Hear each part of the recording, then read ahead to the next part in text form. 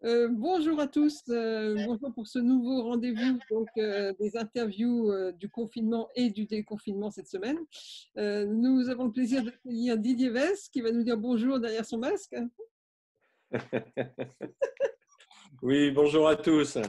Bonjour à, bonjour à tous les amis du Sud, hein, les amis de cœur, et puis aussi les artistes que je connais, les galéristes aussi qui sont vrais, qui m'ont toujours suivi dans tout mon travail, et puis aux partenaires aussi qui nous aident à construire à Montpellier. Bon, eh Et ben, j'ai hâte de descendre dans le sud pour vous retrouver. bon, parce que nous avons donc en direct Didier depuis Lille où il s'occupe d'un autre événement. Donc Didier Vess est directeur artistique de la foire artistique de Montpellier.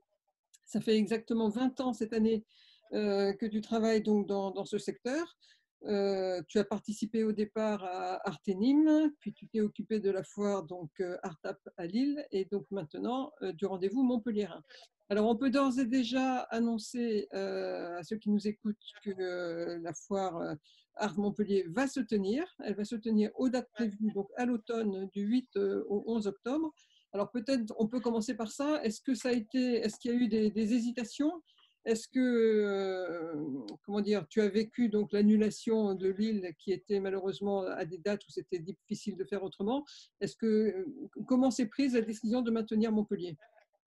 Alors, ça n'a pas du tout été envisagé aucunement de déplacer Montpellier, de déplacer les dates. On est en fin de crise et l'activité de la Sud de France Arena et donc d'Occitanie Event reprend au mois de septembre. Donc normalement, tout doit bien se passer.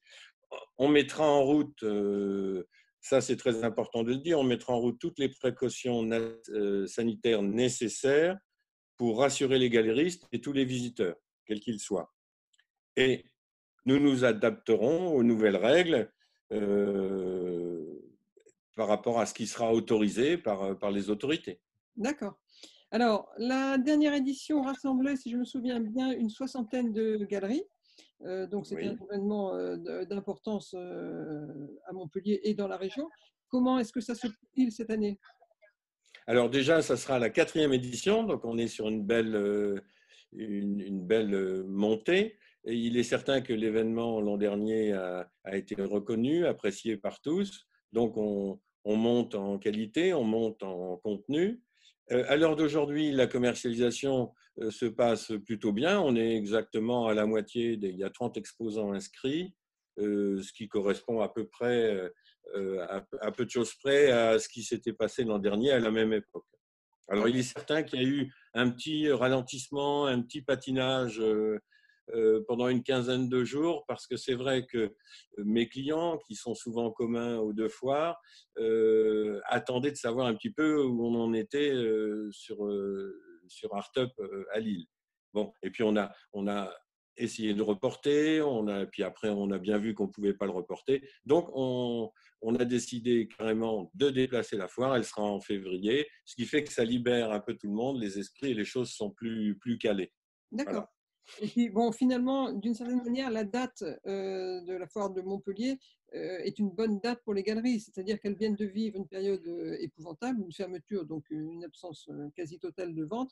Et finalement, l'automne est peut-être la période la mieux pour rebondir. Et donc, la foire de Montpellier peut être cet événement qui leur permet de rebondir tout de suite. Tout à fait. J'ai une petite aussi anecdote à évoquer à tous. C'est qu'à l'origine, quand on a cherché à savoir, enfin, quand j'ai eu ce projet il y a 22 ans de travailler dans les foires, je suis allé d'abord voir les gens de Montpellier. C'est plus du tout les mêmes, c'est pas les mêmes équipes. J'avais vu le fameux pâtissier qui était président de la foire. J'ai plus son nom en tête. Et en fait, il n'avait pas du tout mordu à l'hameçon et à ce désir de faire un événement artistique. Et donc, c'est pour ça que ça s'est déplacé à Nîmes à l'époque, puisque la Chambre de commerce de Nîmes a été très ouverte sur ce projet. Mais ce que je veux dire par là, c'est qu'en fait, mes premières armes d'exposition, quand j'avais des galeries dans le sud de la France, j'ai participé à la foire de Montpellier en tant qu'exposant. D'accord. Et donc, j'avais fait une expo de prestige à l'entrée de la foire, dans les vieux locaux, hein, à l'entrée de la foire, où on découvrait le livre de Moretti, le peintre Moretti sur Brel. Enfin, c'était très sympa. Et puis après, avec Art Entreprise, on avait envahi le pavillon, ce pavillon un peu japonais qui était dans le fond de la foire. Et pendant quelques années, avec Art Entreprise, on a organisé des événements, une petite foire, toute petite, quoi, une foire d'artistes. Et c'était très sympa. Donc ma présence sur Montpellier, elle est là depuis très longtemps. D'accord. Alors, donc, c'est bien parti pour que les galeries soient en nombre comme les fois précédentes. Maintenant, qu'est-ce que tu peux déjà nous dire sur le contenu de cet événement?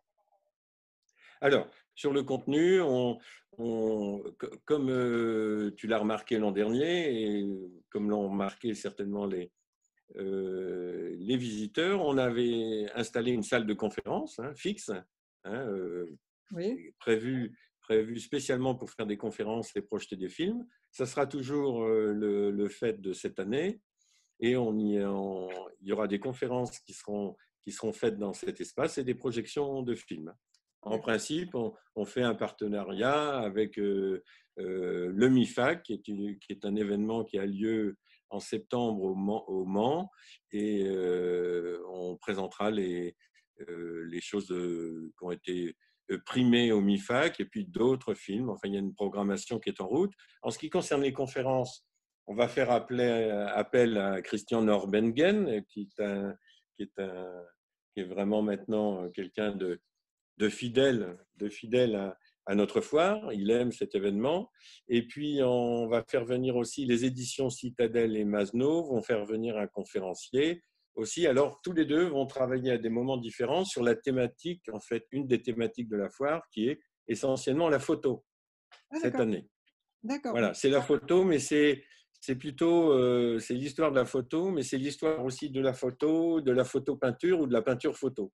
En D'accord. fait, comment les artistes s'approprient la photo, les artistes peintres s'approprient la photo et l'intègrent dans leur travail, ou inversement. Enfin, donc il y a quelque chose de très, très, très intéressant là-dessus, et notamment comme expo de prestige, il y aura le mouvement Transfiguring, hein, c'est un groupement de 13 artistes très intéressants, et c'est une expo clé en main qui va arriver et qui sera très, très dynamique. D'accord, impeccable. Et comme les éditions précédentes, une dimension méditerranéenne clairement affichée? Oui, alors bien sûr, forcément, on essaye de développer la foire avec les pays de la Méditerranée. Il y aura une présence des Espagnols, il y aura une présence en principe d'une galerie grecque, Ah, donc ça c'est en cours. Et puis la bonne nouvelle qui s'est confirmée là très récemment, c'est la galerie Marie Vitou de Paris, qui est une grande galériste et qui va faire venir des artistes du Maroc. d'accord. Donc voilà, on s'approche de ce désir de faire de cette foire une grande foire méditerranéenne, et puis on pousse toujours les galéristes à présenter les artistes de la Méditerranée. D'accord. Bon, bah, écoute, merci, bah, ça donne envie d'y assister, évidemment. Pour tous ceux qui sont intéressés par l'événement Art Montpellier se tient du 8 au 11 octobre à la Sud de France Arena, donc près de l'aéroport. N'hésitez pas. Didier, tu voulais rajouter quelque chose? Oui, en fait, je voulais peut-être que ça peut intéresser quand même chacun d'entre nous. D'abord, je voudrais avoir des mots bienveillants pour les galéristes que j'estime dans cette région et qui me suivent et qui m'ont suivi. Et voilà, ce que m'a apporté ce confinement, en fait, c'est assez curieux, c'est qu'en fait, ça a été les premières fois depuis 2 mois où je me suis mis à faire des interviews comme ça sur Zoom ou sur d'autres supports. Je ne connaissais pas ça. Alors, je trouve ça merveilleux parce que d'abord, il y a la distance, hein, il y a cet effet de distance. Moi qui suis un ringard un peu sur les technologies, je pense qu'il y en a beaucoup qui vont se marrer de voir que Didier Vess, il arrive quand même à se mettre sur un écran et qu'il arrive à se connecter. Alors, ce que je peux dire aussi, c'est qu'à titre personnel, ça m'a apporté beaucoup de choses, hein. Alors, c'est vrai que moi, où je suis sur le terrain, dans ma vie, à me balader, où je suis souvent confiné, hein, dans ma maison, à travailler pour préparer la foire, etc. Alors, ce que ça m'a apporté, c'est au niveau personnel une relation très différente avec mes enfants, parce que j'étais beaucoup avec eux, hein, je les ai eus pratiquement tous les deux ou un sur deux pendant 6 semaines, donc c'était très, très costaud. Je ne fais jamais la cuisine, donc je me suis mis à faire la cuisine pour moi et pour les enfants. J'ai fait un petit peu de jardinage. Sur la terrasse, j'ai planté des fleurs, voilà. Et donc, on regardait avec les enfants les fleurs. Je leur ai fait l'école sur la terrasse. Et puis aussi, je me suis mis à bricoler, à faire des choses que je fais jamais, à faire du classement. Et voilà, j'ai réalisé un peu mon rêve d'arriver à faire une bibliothèque par ordre alphabétique de tous les bouquins que j'ai sur les artistes. Donc voilà, hein, c'est. Eh ben, un Alors, confinement bien utilisé. Alors en plus, Anne, je te remercie d'avoir voulu m'interpeller et je suis très heureux, alors chaque semaine, ou 2 fois par semaine maintenant, je crois, c'est justement d'imprimer Artiste Occitanie, parce que moi, je ne le lis pas sur l'écran, j'imprime. Alors, j'ai Artiste Occitanie, je reçois la revue et puis je me suis abonné à la Gazette, hein. Donc, je suis au courant de ce qui se passe chez vous. Bon, eh ben, impeccable. Eh ben, écoute, merci beaucoup Didier. C'était parfait de terminer cette série sur le confinement par justement quelqu'un qui nous parle de son confinement et qui nous parle de l'après. Ça donne beaucoup d'espoir puisque visiblement, on commencera la rentrée par un événement important à Montpellier. Merci à tous et bon déconfinement. Plaisir, Anne, à bientôt. À bientôt, au revoir.